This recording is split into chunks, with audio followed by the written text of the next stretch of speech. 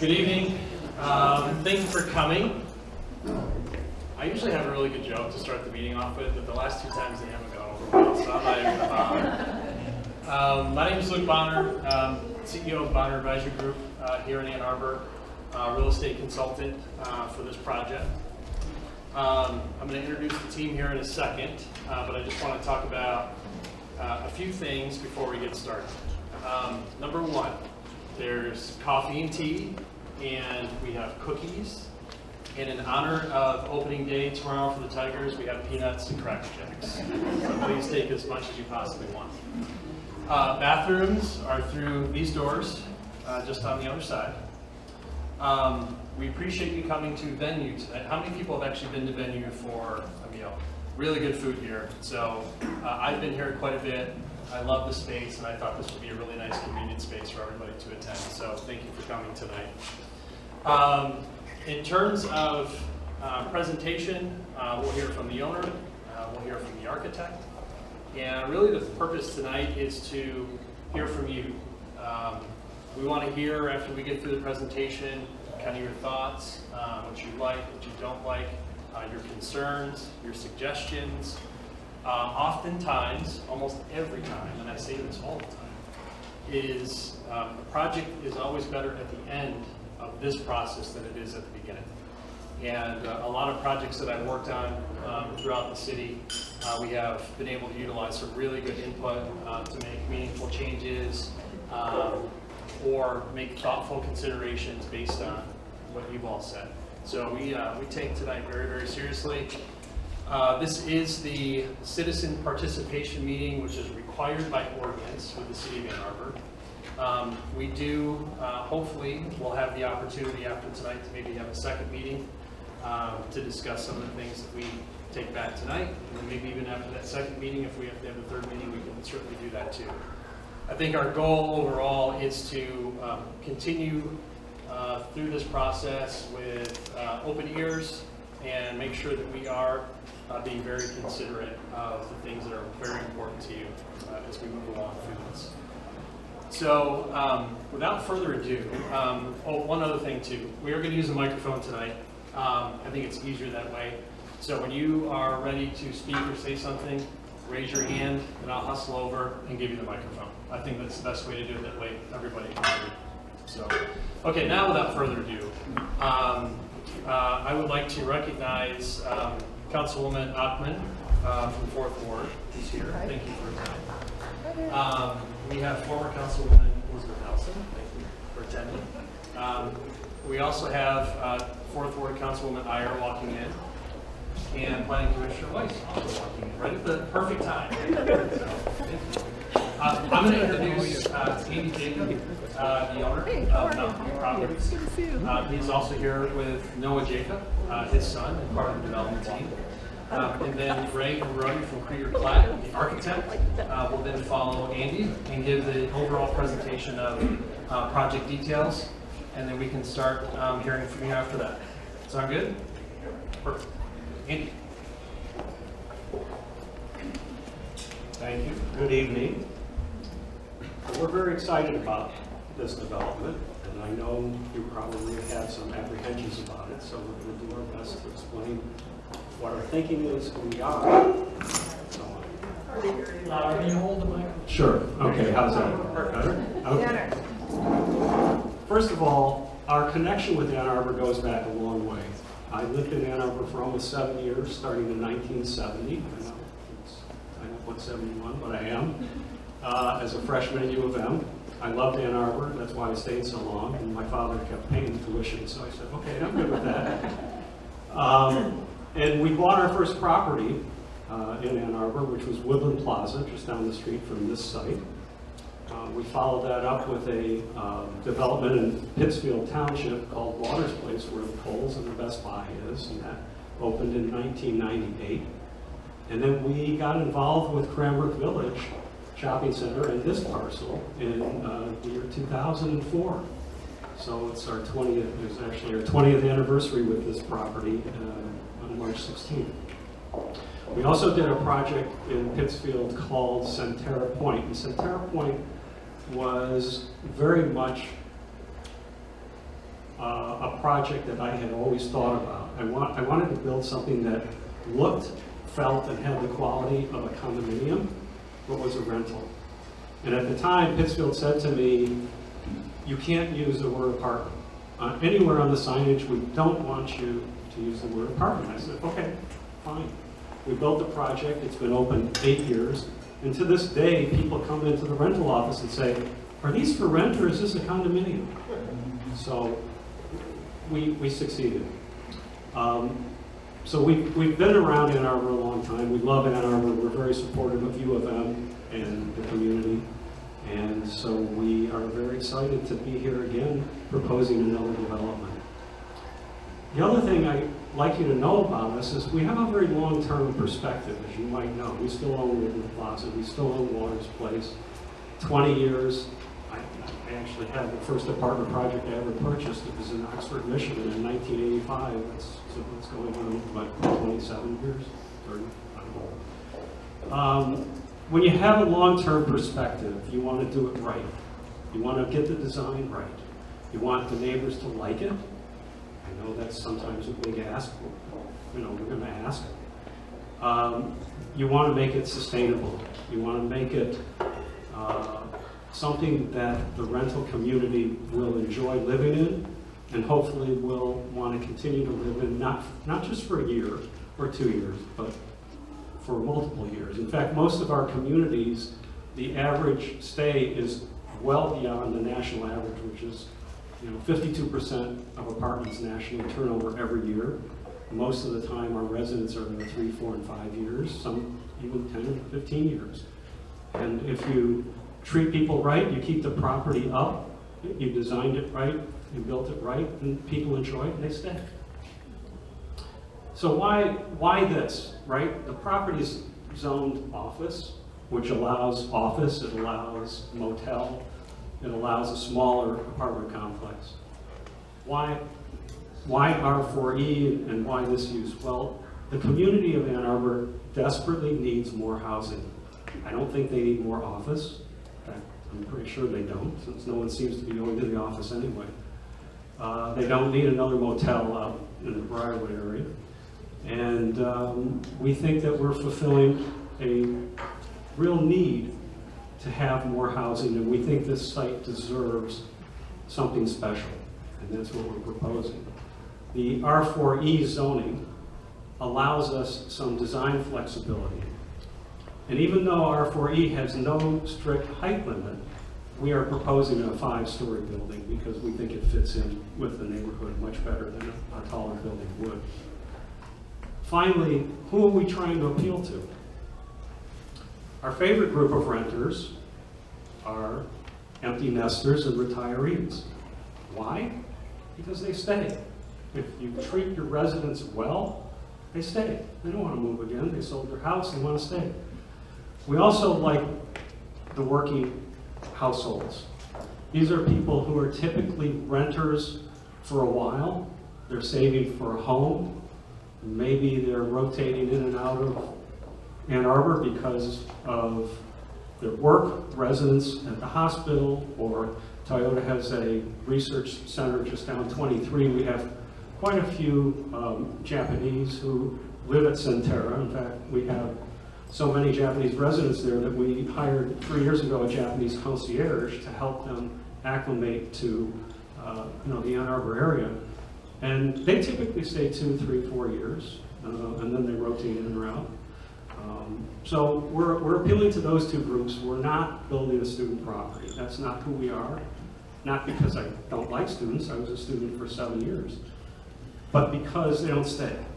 The student moves in for a year, moves out. Maybe you get 2 years. That's it. Well, that's expensive to turn over all the units every year. It's expensive and inconvenient to keep up, all that movement. And so we really gear our communities towards that retiree, empty nester, and working household. That's enough about us. If you don't mind, I'd like to let the architects do their presentation, and we're happy to. I'd just like to ask you a question. It doesn't have much to do with the architecture. Okay. it's probably a silly question too, but are you aware of what happens to Ann Arbor-Saline Road when the football game? Oh, yes. How long do you, how irritating do you think it will be to your tenants? We have to tell them they're going to be held hostage. Hopefully, you know, it's a mile to the stadium.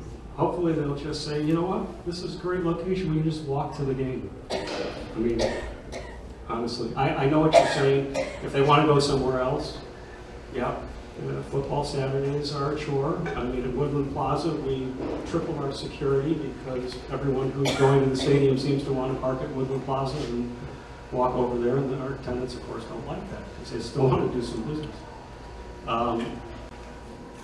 You know, traffic is something that we can talk about, you know, at length if you'd like to. The football thing is, you know, what are there, 7 home games, 8 home games? Yeah, it's really tough on the community in general. I wish I had a solution for that other than just go to the game and enjoy it, because that's what 100,000 of your neighbors are doing. Anyway, I'd like to hand the microphone to Ray Phillips from Krieger Clapp and let him take over from here, and I'll be back to answer your questions after. Thanks.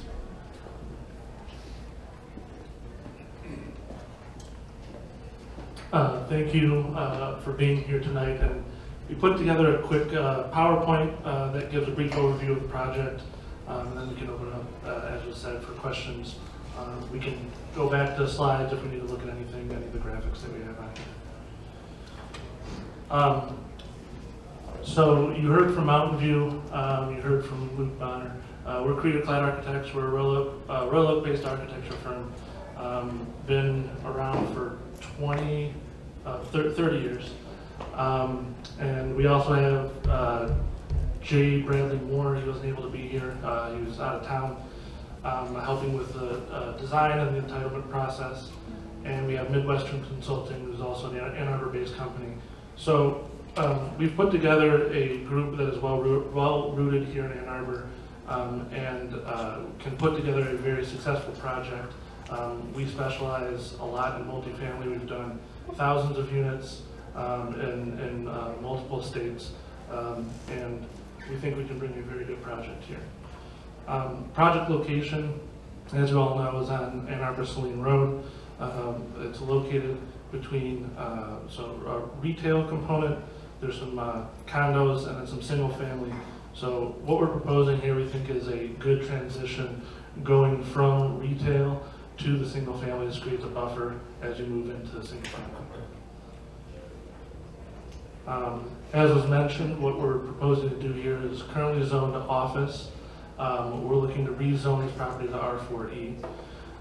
We're only looking to go one additional story on top of what is allowed in the office zoning district. We're proposing a 5-story multifamily building. It's 4 levels of multifamily over a ground floor parking level. 225 residential units overall. We have about 10,000 square feet of interior amenity space, 22,000 square feet of exterior amenity space, which is located mostly on the second level of the project. 266 parking spaces, 243 of which are located on the ground floor and covered. And we're going to have interior and exterior bicycle parking. Here's a slide of the first floor. As you can see, it's mostly parking. The yellow area you see in the middle is going to be the main lobby. It's roughly 3,000 square feet. It's going to have an entryway that extends out to create a grand entry for the people who are coming to the project. But it's mostly going to house just mail, package, a few amenity spaces down here on the first floor. The refuse location and back of house for move-ins and move-outs is the purple area on the right-hand side. And that faces the Whole Foods back of house. We think it's screened from view as you drive around the property, so it shouldn't be an eyesore. And on the north side of the property, in the little green area you can see on the left, there's an existing detention pond that we're going to see if we can use for this site, but that's why we could not build over on that side. This next slide shows the second floor. As you can see, the yellow portion in the middle is the indoor amenity space. So this is where the fitness center, business center, lounge, all of the activities that are pretty commonplace in most multifamily projects will be on this level.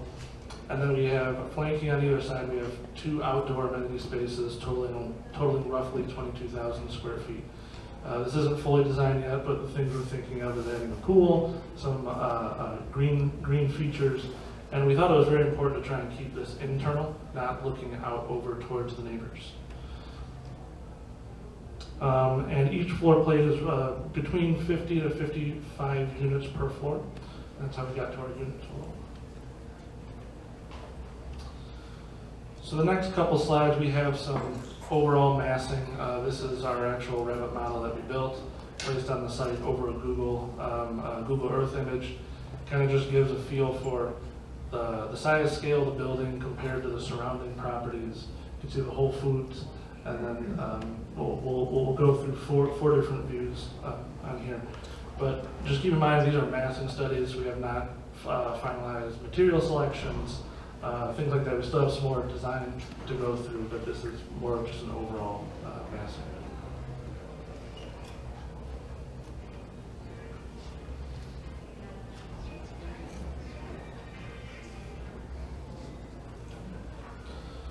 So one thing that we know is going to be very important here is along Oak Brook. So we have first floor parking. We are going to design this in a way, and I'll get to a slide near the end. We do not want any car headlights shining out. We're going to have windows that will have 3-foot sills. We're going to have opaque glass. So from the outside, it's going to look beautiful. It's going to continue all of the building elements down, so it looks like a cohesive building. You're not going to be able to see in. We're going to try and shield any sort of vehicle headlights shining out, because we think that's very important. We also have, I believe it's 14 or 15 feet buffer between our building and the property line.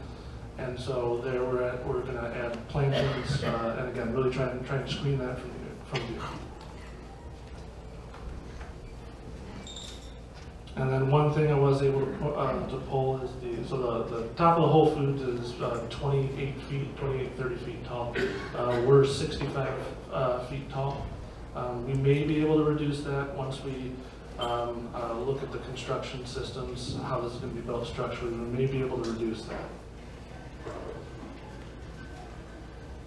And then I think this is the final rendering. This is from Ann Arbor-Saline Road. Again, just massing. This isn't going to be the color palette necessarily either. This is again just kind of showing as you approach the project. This is what it will look like. So these next couple slides we put together kind of show some similar projects again that show the multifamily buffering between busy roads, busy retail, and then the single family that is a little bit further out. So this is a project in Birmingham, Michigan. It is six-story mixed-use project, surrounded by retail, other commercial uses, and then the single family residential neighborhoods to the north. And this also has a very good walkable area, which they were capitalizing on here. And then this one is in Ann Arbor. So this is a 3-story building fronting the street, multifamily behind retail, and then again, as you get further out, it gets to single family housing. So we think that multifamily is a less intense use than if you were to put an office, retail, something on our current site. You don't have people coming in all the time. These people are living here. Here's a couple images, I think, from what Andy mentioned. These are the projects that they've done in the Ann Arbor area. This is just to kind of graphically show the quality work that they have done in the area. And then here's 4 projects we've worked on. 3 of them are built. The one in Ann Arbor is still going through the entitlement process. But if you notice on the Billings Place model up here, so this is all parking and a little bit of amenity space up here. But this section and this section at the end, there's actually parking behind there. And so this is just kind of showcasing what we're going to do here as well. Get the opaque glass, but then carry the building facade through. As Andy mentioned, this project is going to be geared towards young professionals, empty nesters. We just wanted to show, these are actual photos from the projects that we've done, high-end finishes. We're not, we want to create something beautiful. Whenever we put together these projects, we have budgets that we obviously have to stay in to make the project buildable, but we think it's very important to capitalize on the amenity spaces. That's where people are going to spend most of their time. And then this is an example of some of the interiors. Again, high-end finishes for the apartment units themselves.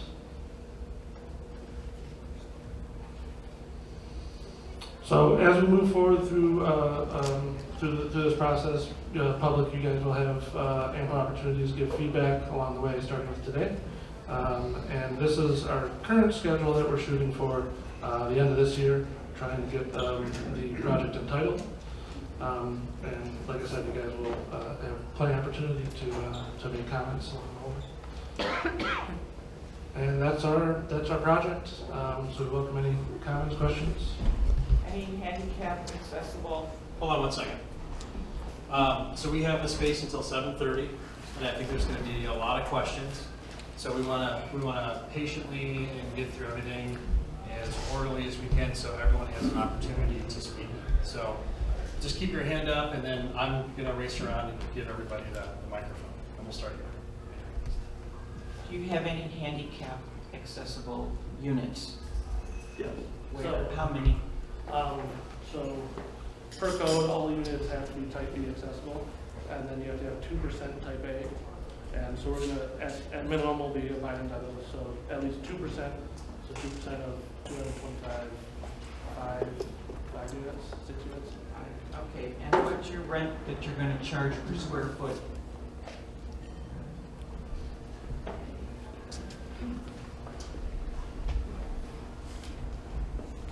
Our goal, because I think that the Ann Arbor City Council will be successful in reducing the cost of housing because they intend on entitling and building many more units. That, of course, will drive down the rents. So what we are trying to do is to build a project where we don't have to charge the current rents, especially downtown rents. We're not looking at charging downtown rents. I really believe that in the long run, rents are going to not escalate and may even go in reverse and slow down, and we want to build a project that is financially sustainable. So our goal is to try and bring it in so that we don't have to be at or above the current rents. We can be somewhat below that. You have an idea of the amount? Hold on one second. It's very difficult, to look 2 years out because this won't be done for 2 years. Do you have a range? Well, I think the current range you see, depending on the size of the units, and obviously studio units are rent for quite a bit more per square foot than, say, a 2-bedroom unit. We're going to have 2 bedrooms, almost no studios, larger 1-bedrooms. I think our per square foot rents are going to be certainly under the $3 that you see charged for a lot of 1-bedrooms and studios. And the 2 bedrooms are probably going to be under $250. But, For those of us who don't do the math so quickly, let me give a round figure for what that means. Round figure per unit. Like a real rent per square foot. 1,000 square feet. well, a 1,000 square foot unit, for example, could be, $2,300 to $2,400. A smaller unit might be as much as it might be $2,100 or $2,200. Does that include parking? Oh, absolutely. Yes, it does. So you We've basically have a little more than one space per unit. Yeah, we tried to design it so that we have one space per bedroom, but for sure one space per unit. I mean, we're gonna use some of the parking garage for bike storage and some other activities like that, so, but our goal is to keep it at least at a little bit more than one-to-one, especially when you consider, you know, the spaces outside the garage. Question. I have a statement to read, but first I want to just recognize that this said multifamily. One person said this was for retiree, then we heard young professional and affordable. Greetings, my name is Dr. Margaret Goodley, and I'm a resident of Ann Arbor for over 20 years and live in Oak Brook condos. I'm here to firmly express not only no to the proposed rezoning of 2525 Ann Arbor-Saline Road from office to residential, but the proposed eyesore of a 5-story housing development. It's too big, it's too tall. To the city council members who are here, I say to you, stop the nonsense of agreeing to this multiple requests to change rezoning from office to residential, along with height restrictions in the guise of providing affordable housing. $2,500, $2,300 a month is not affordable. None of this is for families or young professionals or just housing when you're not. Just say no and walk the talk of protecting neighborhoods and keep these eyesores out. To the developers and its consultants, I'm not here to help you with any feedback with this proposal because it doesn't belong here. That proposed 5-story, 225 unit with a mix of studio, 1 and 2 bedroom residence is just a money grab for temporary rentals during football season and the rest of the University of Michigan sporting shrines. Allowed by the city council. Why else would it include a 2-story clubhouse, a rooftop terrace, and 20,000 square feet of second-floor open courtyards with a modern gym, business center, kitchen, grilling areas, pet wash, and coffee and snack bar? Who's grilling? Who's sitting upon that 5-story rooftop terrace? Whole Food is right next door, along with 3 other grocery stores and shopping areas. The arrogance of the developers who come to Ann Arbor believe residents are stupid. Equally galling is that it is being held at Venue, whose owners plan to propose an 8-story Southtown development that will replace a whole neighborhood unit of affordable housing. Right there. They are also requesting a rezoning of the block to C1AR with proposed conditions, including a height limit, required active space, and parking maximum. This is despite the fact that there is an already approved 15-story, 5 corners, high-rise down the street for yet more students. And that is the developer's 3rd proposed that was approved by the city council. That proposal should be, no, I'm just not finished, because we have a 1,000 apartment complex proposed at Briarwood. Down the street on Ann Arbor-Saline, there is already a proposal that was approved by the city council. Across from Bush's, right next to the golf course, is another proposed housing unit. Down the street from Scio Church is another proposal. We have a hotel being built down Eisenhower, along with that 1,000 apartment right at Briarwood Mall. And don't forget, the city is also considering at the corner of State and Eisenhower another housing unit. When is enough? Is enough. We already have to deal with the traffic. And don't forget, the city had first rights to buy that property off State Street, and they didn't buy it. They sold it to U of M. That could have been affordable housing. Right now, the city of Ann Arbor Public School has lost about 1,500 students. You know why? Families cannot afford housing. Oh yeah, affordable housing. Apartments, one-bedroom apartments. I have families, and I'm a teacher. I have families who are looking for housing. They cannot afford it. And the city apartments that's available, supposed to be at a cut rate price, all one bedrooms. I deal with families. I deal with people who need homes. That is not homes. We have a mix of adult living people living down there, families thriving. The city has already changed our zoning area to business right across from that gas station. Yes, they keep changing the zoning and the height. Do they care about families? If you go to real estate, this is your affordable housing prices. 800,000, 1 million, 2 million. That is not affordable for families.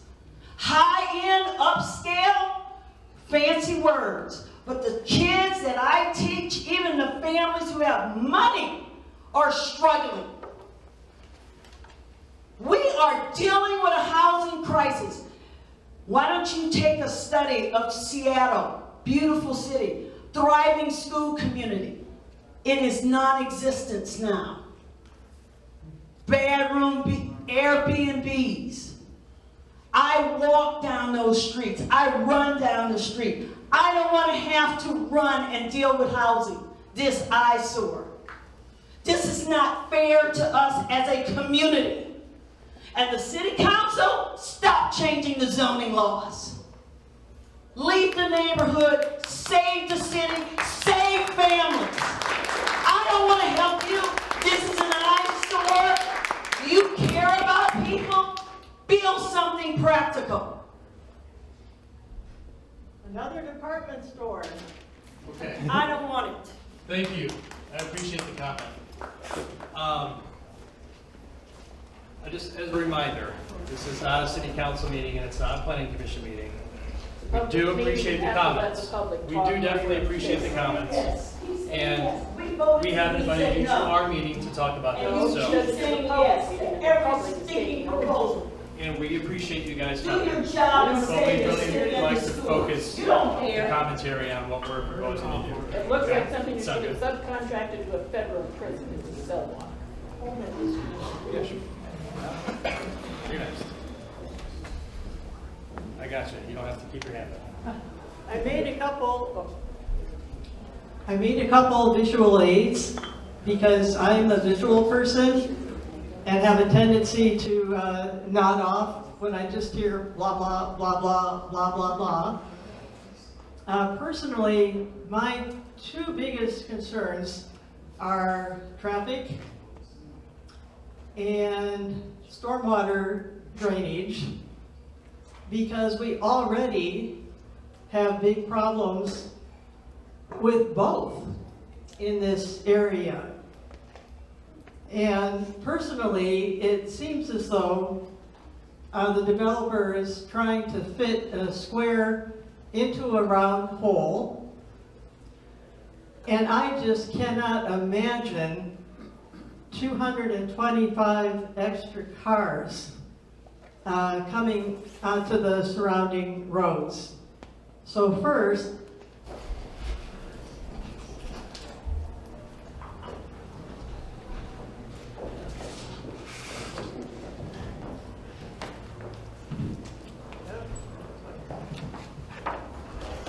Can everybody see that?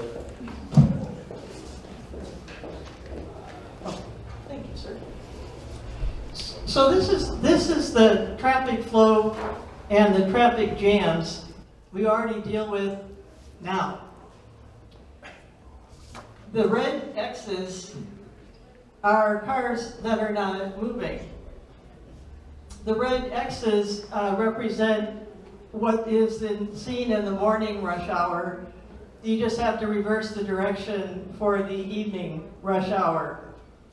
So State Street is backed up from I-94 all the way up past the apartment complex. Eisenhower Parkway, the traffic is barely moving outside Briarwood Mall.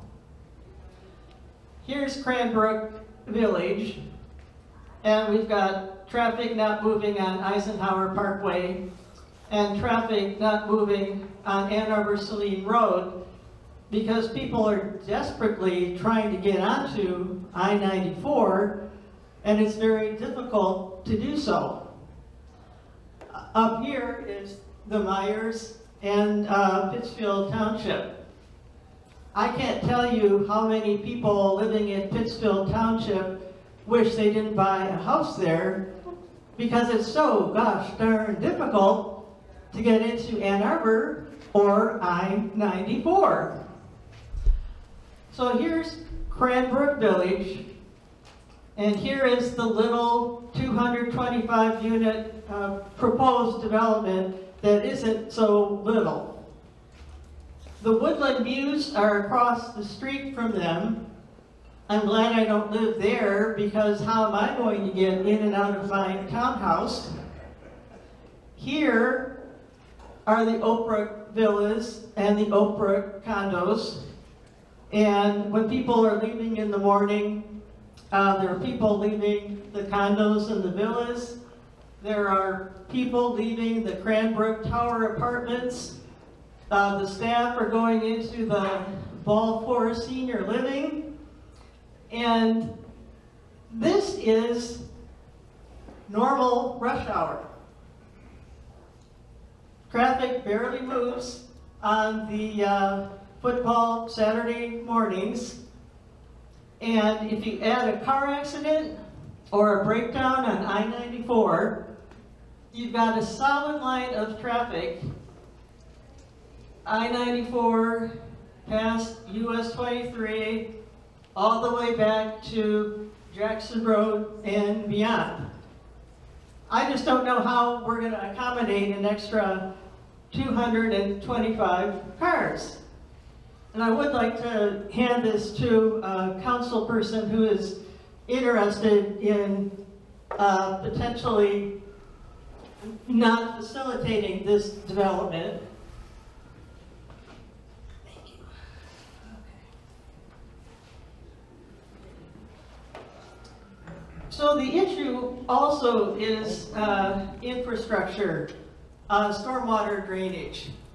I've lived in the Oak Brook Villas for 30 years, and this is a small mock-up of the Oak Brook Villas.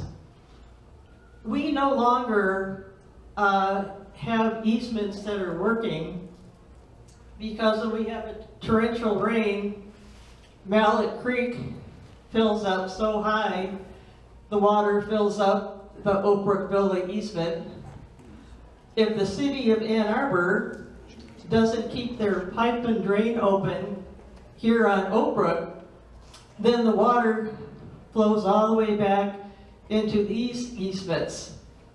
So I only know of flooding here in the condos, flooding here in the mews, flooding in some Oak Brook villas, and the whole thing seems pretty rinky-dink to me. And I have a lot of concerns with the new proposed 225 unit complex tying into that, because it would be very, very expensive, I think, to keep water from backing up into the homes and apartments that are already there.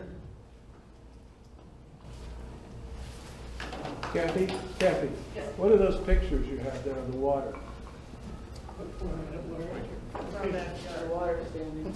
So this is my Oak Brook villa, which very unfortunately is the lowest point in the middle of the easement behind my house. When we had the torrential rain in 2021, where we got 4 inches of rain in 30 minutes, my backyard was a pond with water coming within 8 feet of my villa. I had to wade out into water almost up to my waist to thrust a pole up and down in the storm drain, because as we proved with Michigan power rotting a couple years later, all of the Oak Brook Villa drains and pipes are open and working well. Well, where was the obstruction that caused my backyard to flood like that? It was up here at the entrance to Cranbrook Park, off of Oak Brook, where the city has a drain and a pipe that very likely goes underneath I-94.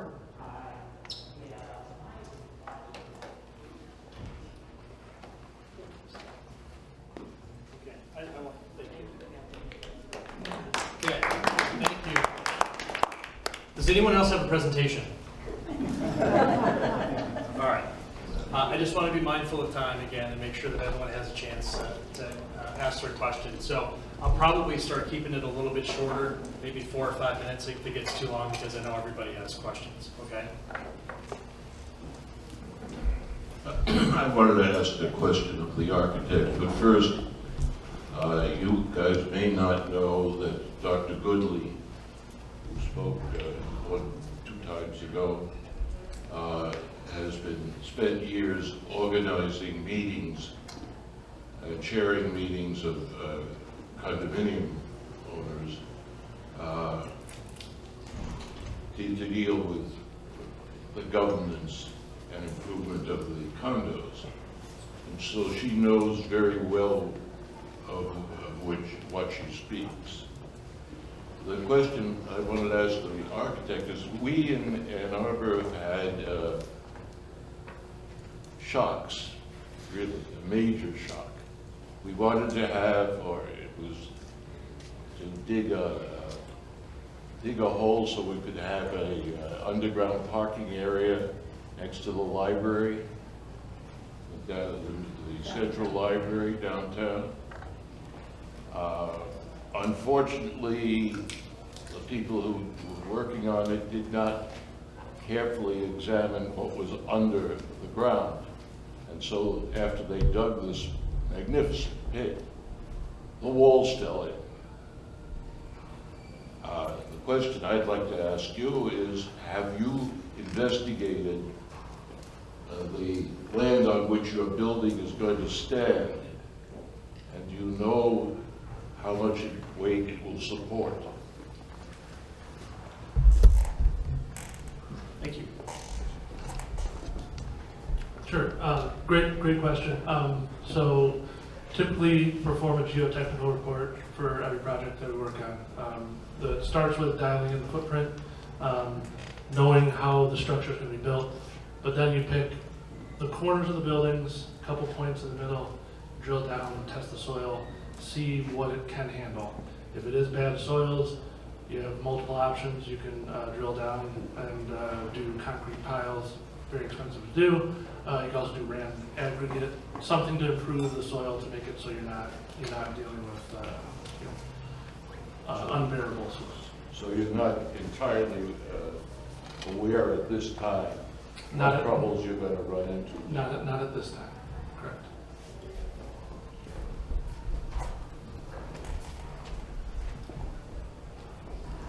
I'm curious, is there really only one entrance and exit to this whole complex?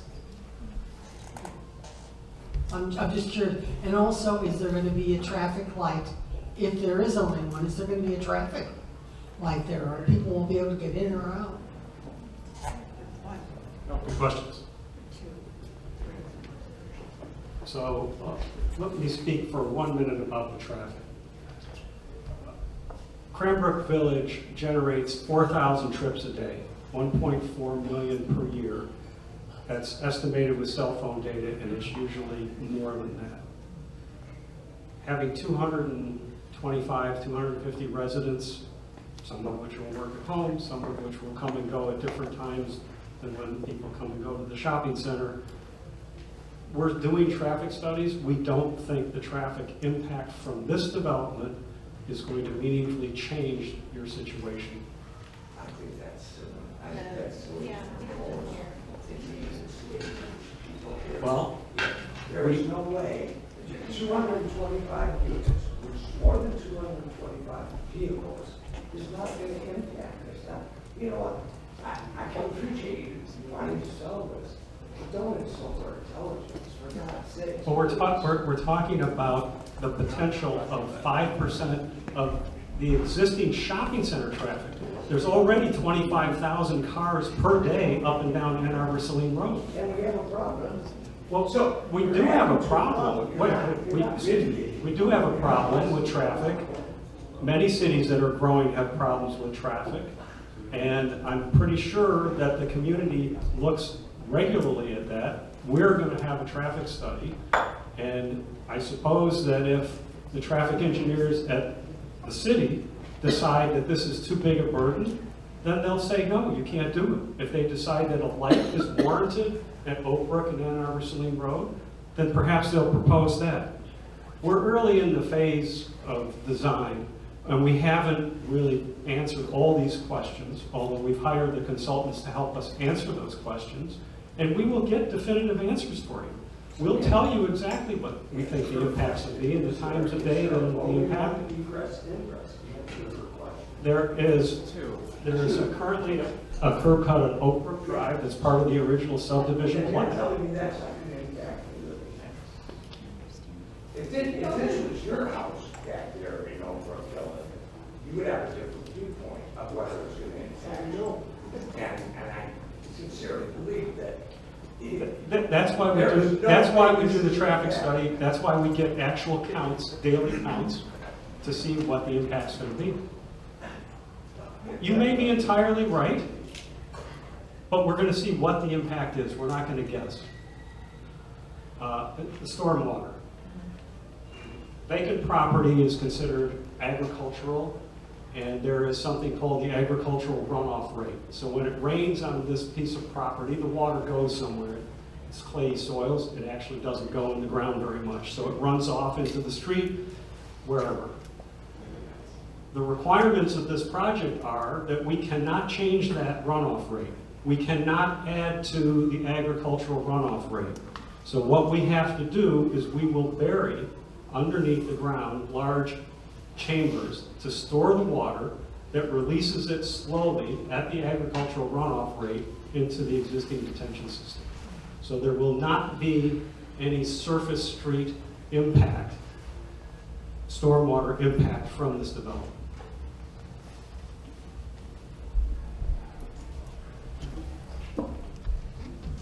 You've heard a good bit of discussion about affordable housing, and the city council seems to talk about caring about that. Do you have any affordable units in your construction, and what would they look like? We do not. This is a market rate project. But you would pay a penalty. No, that's not the current.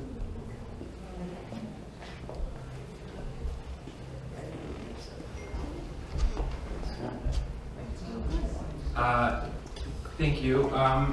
As a previous speaker pointed out, we have a housing crisis here. And so I'm wondering, with this rezoning, how close you are to the maximum density allowed in this area. And if you could, in fact, build more units, because that would actually be helpful for the city. No, we could make it taller under this zoning class, and we could build more units. All right, well, one vote for doing that, thanks.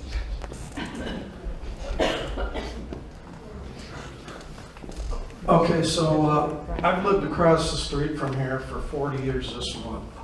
And it's not illustrated here, but there's a hill coming down here, so there's sort of a blind exit here.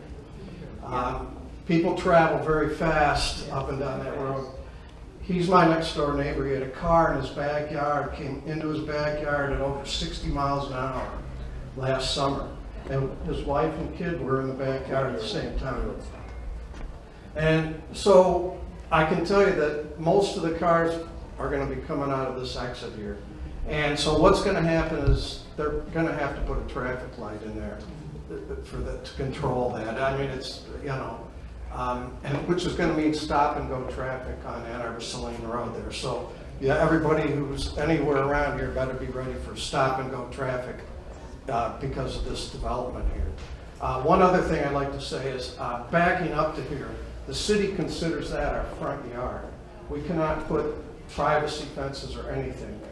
This is our front yard. So we're going to be looking at something that's 5 stories tall out of our front yard across the street. There's nothing else. Yeah, right there. I live right across the street from where it says Arbor, and I've been there for 40 years. And so we're going to be looking at 5 stories of people looking down into our neighborhoods from this development. It doesn't fit with anything else as you're coming into the city right there. Nothing else it doesn't fit.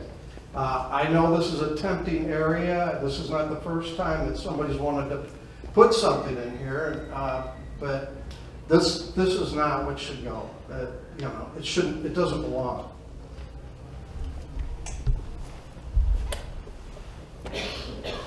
So I live in the same area that he lives in, and go Michigan, like games, people walk on the street, and then they walk on over to like the stadium, and so there's just barely over 1 parking space per apartment, and so most people might have more than 1 car, and there will be days where people have parties or something, and the parking lot's going to get filled, and people might want to park in our street, and then they might just want to cross the street, but it's only it's a 5-lane road, and that's very dangerous for cars, you know?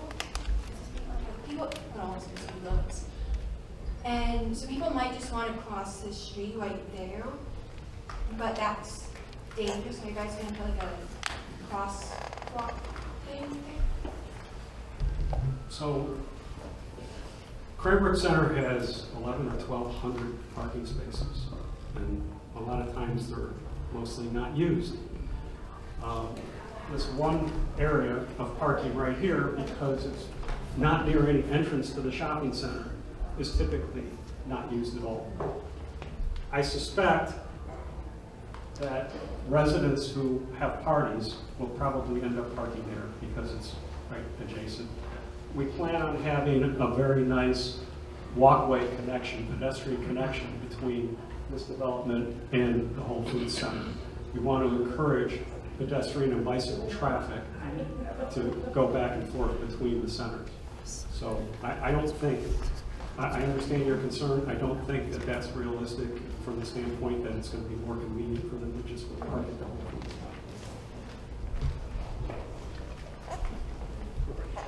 We've been waiting for a while. One thing to note is that if it's 240 units, that talks nearly about 500 cars, because most families have 2 cars. So if we're being honest, we're not talking about 245 more cars, we're talking double that. And if I were a future resident of Ann Arbor, I would find this very appealing. You put it in a nice spot, you put it next to retail, it looks like it's very fine. But I don't think you're taking into consideration the quality of living of the current residents. We've talked a lot about parking and traffic, but we have not talked about privacy. I live in the Oak Brook condominiums, and much of our condominiums back up to this, and they're going to be looking out their back porches at a huge building. I don't know how nice it's going to look, but that's not what their current lifestyle is. They want to have some privacy. I think you would be better served to look at our current community and see what our needs are and address those needs before you address the needs or the desires of a future population. Give us some indication of what you're actually going to do to handle the traffic, because it's a real issue. We already have trouble with it, and another 500 cars doesn't sit very well. We also have issues with privacy. Perhaps you want to address more privacy barriers, some trees, something that says you have looked at the current population and taken into consideration our needs, our lifestyles, and what we would like to see before you address people who will come here in another couple of years. Thank you, I appreciate that. Does anyone here live right across from the Whole Foods? So do you see, do you see the Whole Foods? Yes. I mean, across Oak Brook, in the Oak Brook condominium. Oh, sorry. Some of our residents do.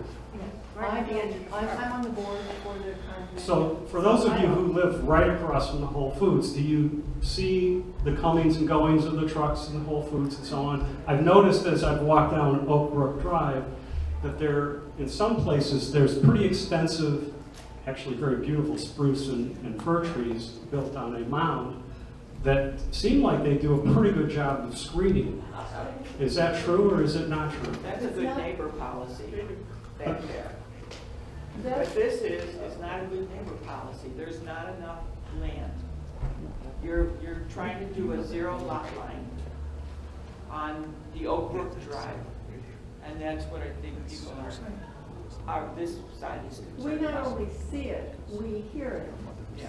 We not only see it, we hear it, and we've already had trouble with one retailer that had a bouncing trampoline, and the noise was deafening to people who lived behind that. So, you know, I think, again, taking into consideration, asking us what's going to impact our lives would be a wise move. Yeah, we see Whole Foods, we hear Whole Foods, we hear the generator, and we accept the traffic.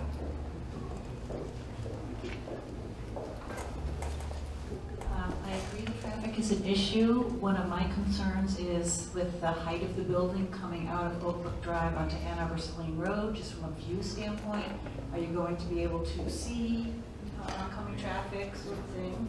But then my other comment is the design of this building does not fit at all with the feel of that entire area. That it's very industrial looking and not very appealing from a home standpoint. So what the architect drew for this evening is not what it's going to look like. What he drew was to sort of show you the scale. The exterior materials are not going to be just some gray, massive looking thing. That's not what we intend to do. But it's still pretty much a square box. It's still 5 stories tall. Yes, it is. We have a question here in the back.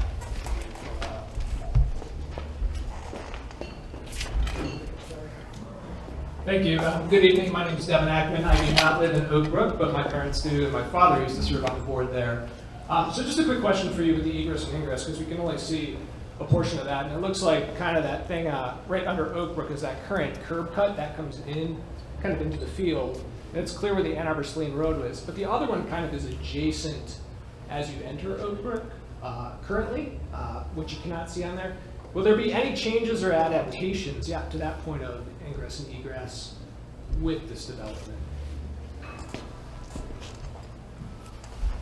So sometime in the 80s, this area was platted, and part of the condominium project is part of that plat.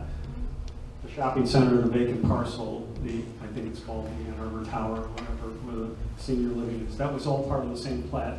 The curb cuts and the streets were established at that time, and they haven't changed.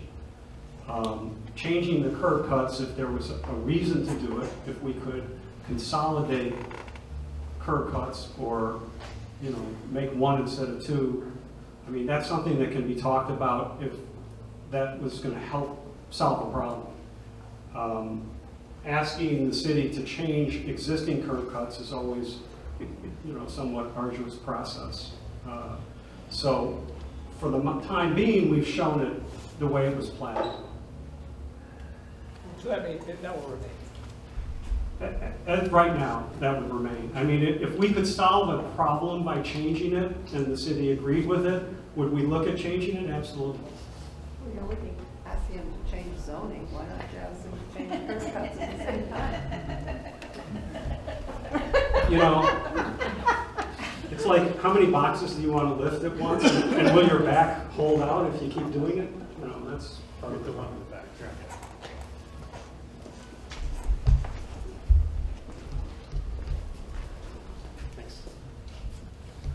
Thanks. So I guess I had 3 comments on this. So first of all, thank you for not designing this as a Texas donut. It's much nicer. The second comment is it would be, in my opinion, it would be better if you were to turn the building so it opened towards the park and just got rid of that egress on Ann Arbor-Saline, and then signalize the intersection between Oak Brook and Ann Arbor-Saline there. I think that would solve a lot of your traffic problems because, especially the people who need to get to I-94, that left turn is going to be crowded, it's dangerous. So if you could route it all through Oak Brook and then just signalize that, that would be the best. So that would probably diminish the traffic. You don't live there. You don't see the school buses there. You don't see that it's only 2 lanes. And if 2 people park on both sides, you're not going to get ambulances through. It is not a big road. Perhaps it should just be no parking there. And then the third comment I would say is it would be nice if you could have covered balconies on the outside of the building, but just as a place for people to spend time and be able to, enjoy. Let me just clarify one thing. This is the existing entrance to the shopping center. Because of the reciprocal easements between the tenants, particularly Whole Foods and REI, and this parcel, we cannot change this without their permission. And if we move it, which we thought about moving it, we thought about moving it south so that traffic going to the center could turn right and traffic going to the apartments could turn left and we wouldn't have any cross traffic. Someone mentioned that hump, that hill that's on Ann Arbor-Saline Road. The sight lines don't really permit us, as far as we know, to move it very far. We could maybe move it to here, but that really doesn't accomplish the purpose of segregating the traffic from the center and the residential.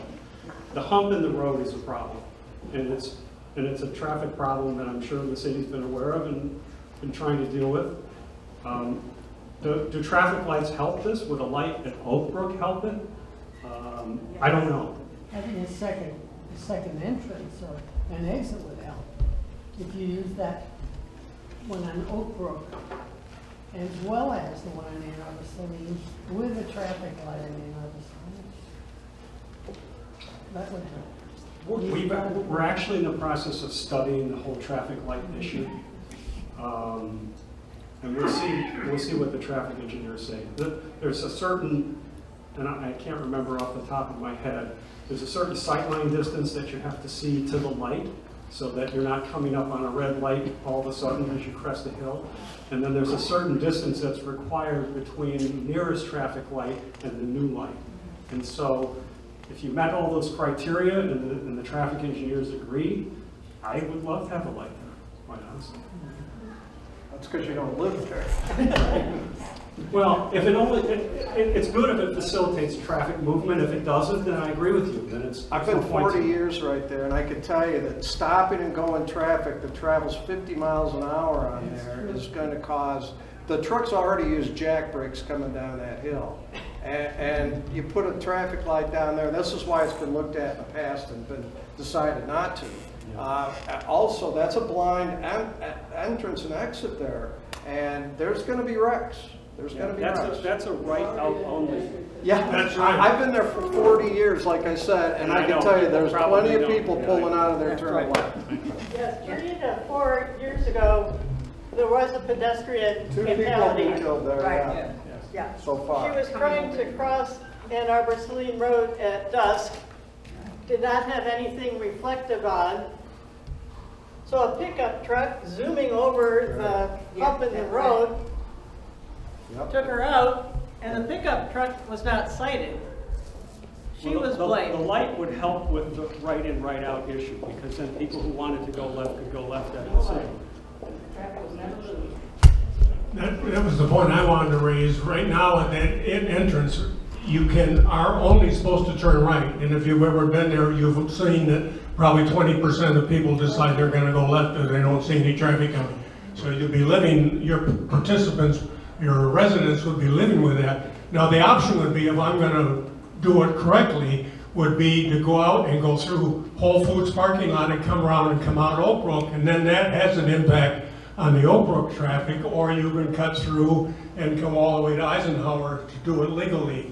But will people do that, or will people not do it? And it probably would scream for a light at that time, and then you've got all the problems that will go with that. So my first reaction when I saw this project was, everything I've read about what they want to do at State Street was, why isn't this over there on State Street?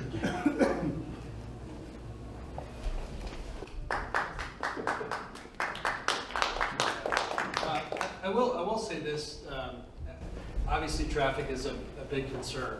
And typically what happens in a traffic study is they analyze counts at multiple different ingress, egress locations, and they use modeling to predict, based on the kind of use, how many additional trips would be generated each day and what kind of demand it would have and all of these different ingress, egress points.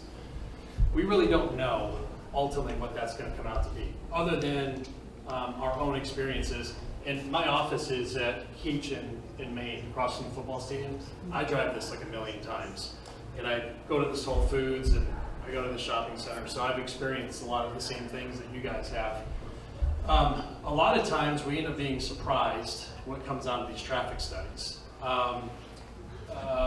Usually the biggest, highest traffic generators are retail. We already talked about 4,000 cars a day here from the shopping center. Office is a big one because of the amount of trips coming at morning and evening. Single family residential ends up being, a big impact on traffic. The couple of uses that are sort of hit and miss in terms of what they end up impacting are multifamily and senior. We had another project in Ann Arbor next to Trader Joe's at Stadium. It's a 5-story multifamily project, the old lamppost.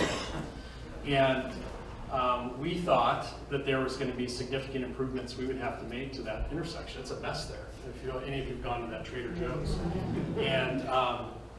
And there was, from that study and from the city's analysis, there wasn't enough impact on the intersections and the light that would have caused any kind of change. Conversely, I've had projects where, we've had to put a roundabout in, for example, close by. So it's really interesting, and sometimes, not saying there's going to be a roundabout, but here, don't worry, we're not going to advocate for that. Sometimes you just don't know in the end, but clearly with a shopping center that's already creating a lot of trips, we know this, in the I-94 interchange, there's already a lot of stuff going on. So I'd be very interested to see, we don't know, but I think we'd be very interested to see what ends up, coming out of this study and how we have to manage, the really kind of the new ingress and egress and the number of trips. Do you do a comparison of what housing would look like versus commercial, since this is already zoned commercial? Like, you just mentioned commercial tends to have more traffic. Because my parents do live there. Let's be respectful, please. Yeah, I would imagine that if, how big is the whole store? How big is that? Foods is 45,000 square feet. So if you're going to add another 45,000 square foot, retail use, like a Dick's Sporting Goods or something like that, that would be a pretty significant impact on traffic at this location. If it was going to be office, if you're going to do a 200,000 square foot office building here with, 500 or 600 people working there, everyone comes in at the same time, everybody leaves at the same time, those usually have a really big impact. Single-family neighborhoods do too, because single-family neighborhoods are usually represented of working families that are going to work at the same time or taking their kids to school at the same time. You had a bus in you know, how many times you get trapped behind a bus when you're driving in the morning, and that creates a little bit of havoc. So all that to say is, I think we'll be as interested in you in terms of what comes out of that traffic impact analysis and what we're actually going to have to do. And, you know, what can you asked, you know, what can we ask the city for? You know, there may be additional things that we say, you know, maybe the ordinance says this, guys, but, you know, we've looked at it a couple different ways and we think this would be better. I mean, those kinds of conversations happen quite often. Did you get all that? I appreciate the voices in this room that are telling us that, like, if we don't live here, we don't know what Oak Brook looks like. And I have compassion for that. But what I'm curious about is and somebody over there mentioned it, the parking lot at Whole Foods strikes me as a really good outlet for any traffic problems to sort of divert away. I'm thinking of the person who lives here maybe identifying, like, look, Oak Brook's a mess, Ann Arbor-Saline's a mess, maybe I can zip through the Whole Foods parking lot. I'm curious if there's any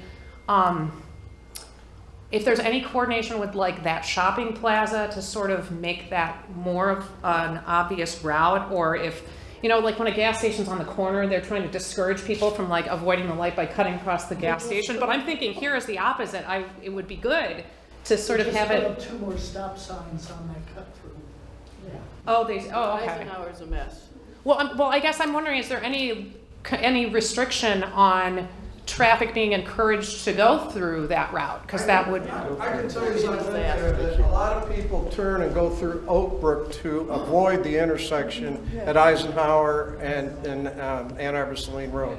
There's a lot of traffic that goes up Oak Brook as it is right now that cuts across to the large apartment complex over there by the other side of the colonnade. So back in there. So a lot of people already cut through that way to avoid the light. A lot. I don't think anybody's mentioned the traffic coming out of Woodland Mews. I own a unit in Woodland Mews. It's hard to get onto Oak Brook sometimes. Nobody's mentioned Woodland Mews. There's plenty of traffic coming out of Woodland Mews. Nobody said a word about it. A question over here. Yes.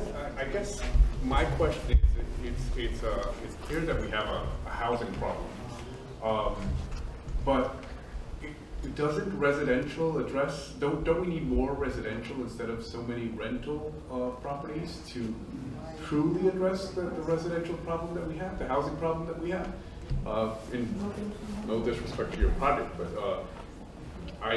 that to me is the major concern, and probably the scale of it. It might be.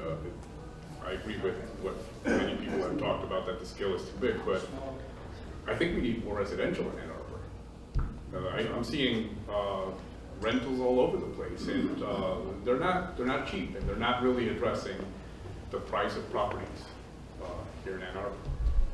And you're talking about single-family residential. This being townhouses, the not as dense as what is shown, not necessarily single-family housing, somewhere in between. Sure.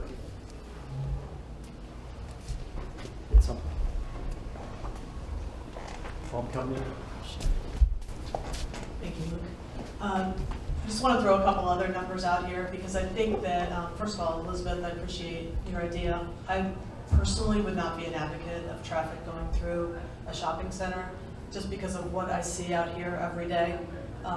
I've seen a lot of near misses of people cutting through with very little restriction and uncertainty around what the traffic rules are. So I definitely like the idea of collaboration around problem solving. I think we all have to put that hat on because I'm only a lowly developer. I'm not a resident of this area. I am a resident of Ann Arbor. It's changed a lot since I moved here in 1972 with a break in between. So I'm very sympathetic. And I'm also not a council person, and God help all of us, I never will be. But, you know, the big picture numbers that I feel pretty confident sharing are there are 64,000 people commuting into Ann Arbor every day, and I think a lot of those people would like to live here. I think a lot of those people would like to work in the same place and have their kids be educated and raised in the same place where they work instead of driving to Plymouth or Novi. That's a problem. I know when you're sitting here in these meetings, I don't want you to make you feel like I'm saying that's your problem. It's just a problem, and I think our elected officials have to contend with problems like that, and it makes it tough. Pardon me? Only if we have comments, right? And I'm not going to go there. I'm not, because I work hard with them every day, and I don't always agree with them. But I think competence starts with intent, and competence starts with sacrifice. They have a mandate for social engineering. We reject that. I respect your opinion, and I appreciate that you're here at this meeting, and you're also a citizen of Ann Arbor, and you have a voice, absolutely. But I don't get it from you, my dear sister.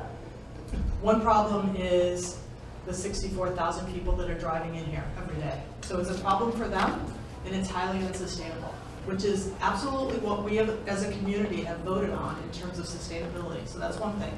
The second thing, and this is really going to make you hate me, this town is short about 100,000 citizens. And that is a pure economic situation. And if we don't start building this town with more housing, the taxes are just going to go through the roof. I agree.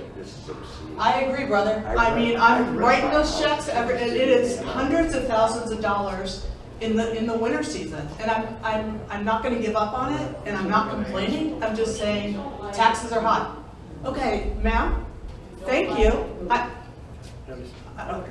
Whatever. Yeah. Okay. So, but like these are the realities, and these are things that experts are saying, and the experts that I respect. That doesn't mean I don't respect you. It doesn't mean I don't respect anybody in this town. But how are you going to make decisions about 200 people here or 500 people there when those are the big picture issues that we're dealing with as people that invest in this town? Yes, sir. Okay, let's be respectful, please. Okay. We were having a really good conversation. And we've got about 13 minutes left before we have to skedaddle. So I want to make sure we get some folks that haven't spoken yet, okay? No. Big picture aside for a moment. And I'm sure there's a housing shortage, and we've all heard that. But if you come back to this, and this is more directed to the council or the planning committee and this type of thing, you've asked for these types of things. There was an article in the paper that said, we want to speed things up. And one of the ways we're going to do that is we're going to make it easier and more financially better for the developers. So this is what you get, all right, which is really a high-density project in a low-density area. For rich people. Okay? Yeah. So what happens is, then you have traffic problems, you have infrastructure problems, you have sewer problems. Now your neighbors get upset. And so this project doesn't really look like it fits. It doesn't belong there. Maybe it belongs, but just let me finish. A high-density project, if you put it in a city, downtown, it has other benefits, right? People walk to work, it attracts other businesses, it improves property values. This does none of that. And that's what you also have to look at. Yep. The purpose of this meeting is for you Who is this? to voice your opinion for sure. Who is this? But also take the opportunity to say. She's the owner. Take the opportunity to say, here's what I Where you're want this to sitting. look like. Because that's what he's here to listen to. That's all I'm saying. How about the residents speak? We don't need her speaking. Who do you represent? I'm a developer in this town, and I've stood in their place. Let the residents. Well, I think, hold on, everyone, just relax. This has been a really good conversation, and we appreciate it. There have been other people from other parts of the city who have spoken tonight, and we've been respectful of that, okay? I also am old enough to remember a time when people were coming out and decrying condominium developments like yours because they were too dense. Way too dense for our neighborhoods, these condos where people are living on top of people, and they're going to be rentals anyway. Someone's going to buy them and rent them out to other people. I mean, these things do come in cycles. So I want to get someone who hasn't spoken yet. You haven't spoken, right? Yeah. Okay, we'll start you first. Actually, I have. But the problem... You tricked me. No more cookies for you. I have that face that just looks familiar. Yes, there is a housing problem. And the community talks about affordable housing. Those commuters don't live here. Why?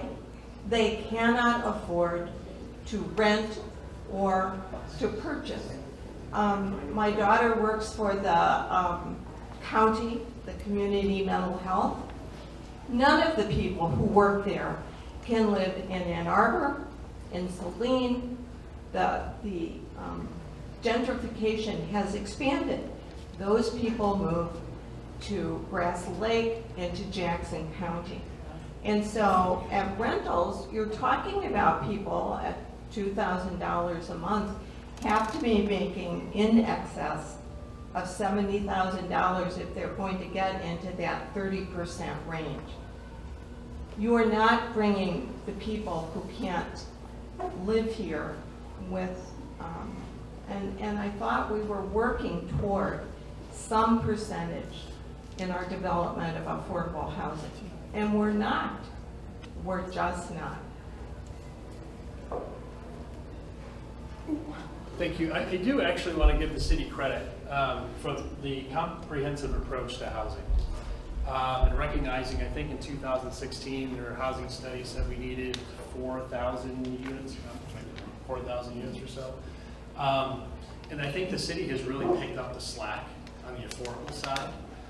We were having, from what I can remember being here for 15 years, more affordable housing projects breaking ground than I can ever remember, you know, within the last 24 months and those that are in planning. So which is a very good thing. I mean, they all have to sort of go at once between affordable and even student, right? We have a lot of students live here in market rate housing and senior housing. We do have to meet all housing types. And I would say as long as I've been doing development projects here, I've seen more affordable projects breaking ground than I've ever seen before. So we have time for maybe 2 more questions. Okay? He lives, I'd like to see your numbers on that. I don't believe it. I mean, you could look up the, you know, what the City Planning Commission has been passing. It's all public information. So I live on the corner across Ann Arbor-Saline. Currently, the Cranbrook Village, I get about 40 to 50 cars a day turn around in my driveway because they turn right, go to my house, turn around. I've made complaints to who I thought were the owners, Fred and Jeff Goldberg, maybe your partners. Yeah, and no response from them. And reached out to the city council about it, no response because it's already built. And nobody cares about it once it's already built, so we have to stake our concerns now. But I'm not so concerned about the traffic. My biggest concern is the skyline view that's going to happen. I noticed like there's no skyline views drawn up yet. I'm pretty sure that's for a reason. I mean, I imagine driving down Ann Arbor-Saline Road from the big house up, and it's going to stick out really, really tall because it sits on a hill. Coming down 94, you're going to see it because it sticks out on a hill. I mean, it's going to change the whole skyline of the area, and that's my biggest concern. At 5 stories, it's going to be taller than our trees. Yeah, tall. People are going to be yeah. above our trees. We're not going to have shade, Building. There's somebody here who's been waiting very patiently. Did you speak earlier? I just want to grab one more person who hasn't spoke yet. Sorry. And actually, you have had your hand up a lot. I'm sorry. We'll go here, here, here, and then you're last because you already got to speak. Sorry about that. Thank you. I'm Jim's neighbor. I live right next to him. We do have some tall trees, but at 5 stories, it is a concern. My question is, I got here a little bit late.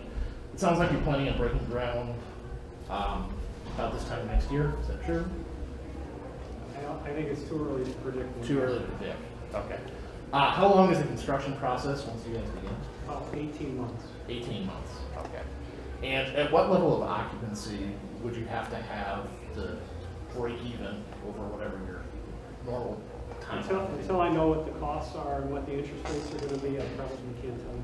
Gotcha. So would it be a profitable project at 4-story level? Could it be? Good question. Okay. Thanks.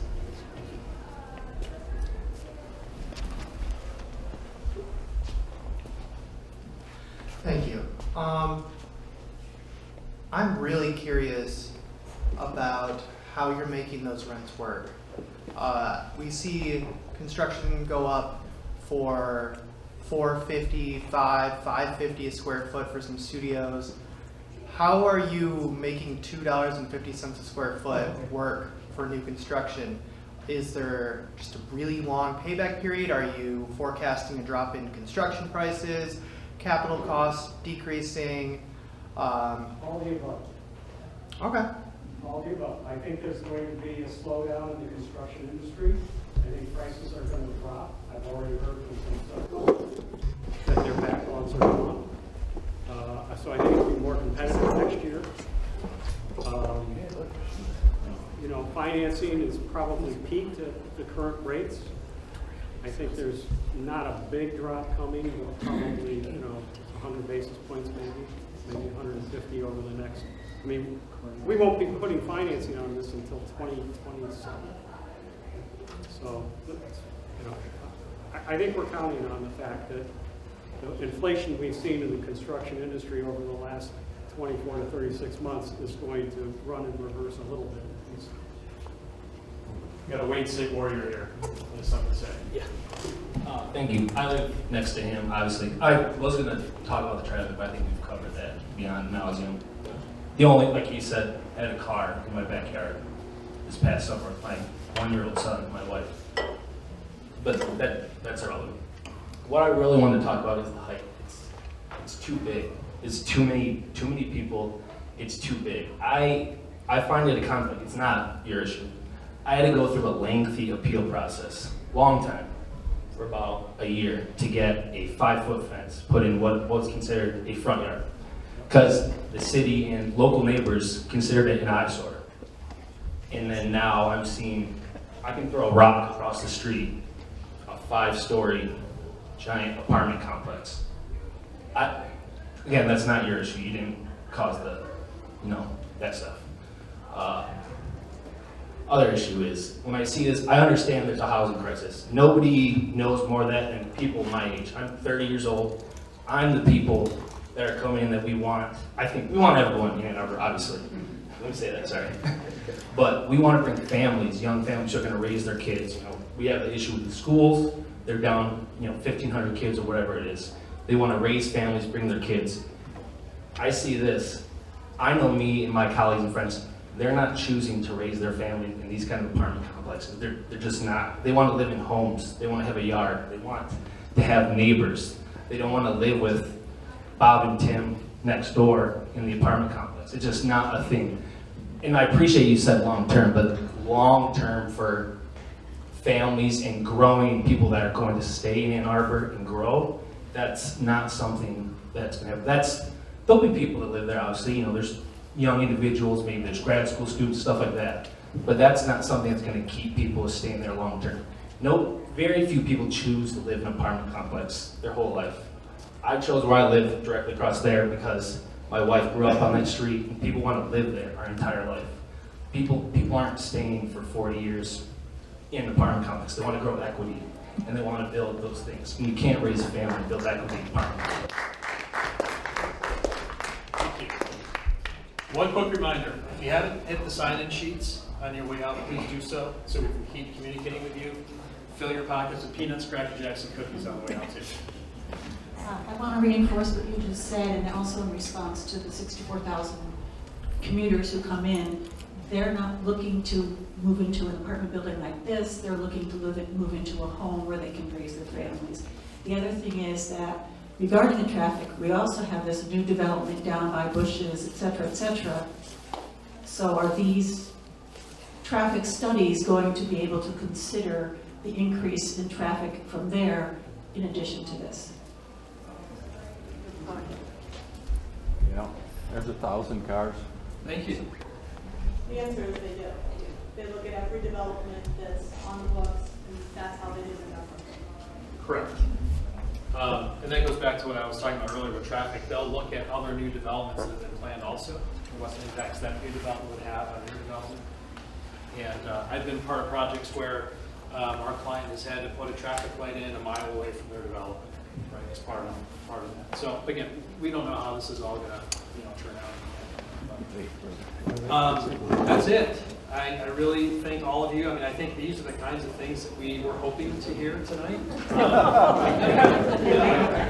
No, this is true. I mean, these are, things that are important to you are things that we need to take into consideration, right? Because Andy said it from the very beginning, want to be a good neighbor, want to be a good partner. And in order to do that, we have to listen to the things that you experience every single day because you live there. And we don't live where you live every single day. So I think this was very productive. We'll send out some communication to keep you guys in the loop on what's happening with this project. And probably an opportunity to meet again, I think. And we'll keep moving forward. Also, you all have my email address from the postcard that I sent out. If any of you have any questions in the meantime, feel free to email me. Okay? Thank you. Good presentation. Thank you. Thank you.